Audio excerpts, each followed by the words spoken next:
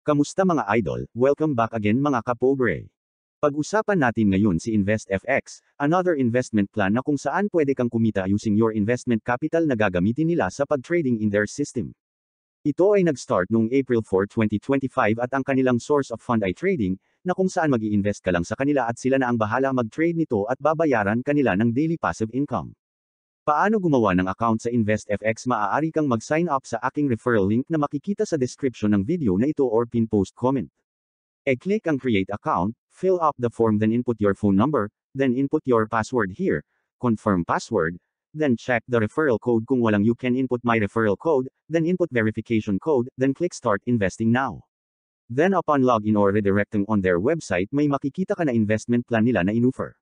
At ang maganda pa dito, upon registration meron kang makukuha na free 60 pesos na kung saan pwede mo itong ma-withdraw. Ang pinakamura na investment plan nila ay 100 pesos na kung saan pwede kang kumita daily ng 40 pesos sa loob ng 30 days, na may kabuuang suma total na 1,200 pesos, o di ba ang lupit yun, 100 pesos mo pwede maging 1,200 sa isang buwan. Ngayon pag-usapan naman natin paano nga ba mag-purchase ng kanilang investment plan. Click invest now, then choose GCash, then click proceed. Then to proceed, type your GCash mobile phone number here, click next, then may option na scan QR code or open GCash application. Then upon redirecting to GCash, click proceed or pay. Once na nag-success ang inyong payment, you can check your dashboard balance and activity.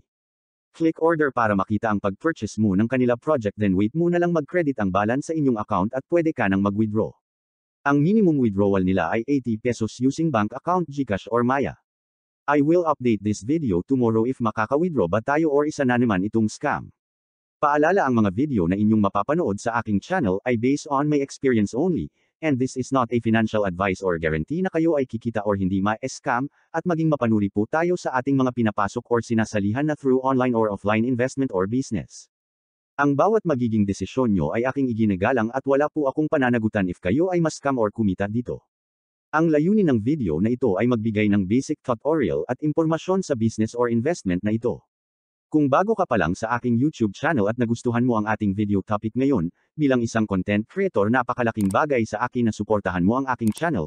Please pa-click naman ako ng subscribe button, and also pa-click na din ako ng ring notification bell, para updated ka sa mga bago kong video na pinapalabas, and also hit the like, share and comment. Maraming salamat po.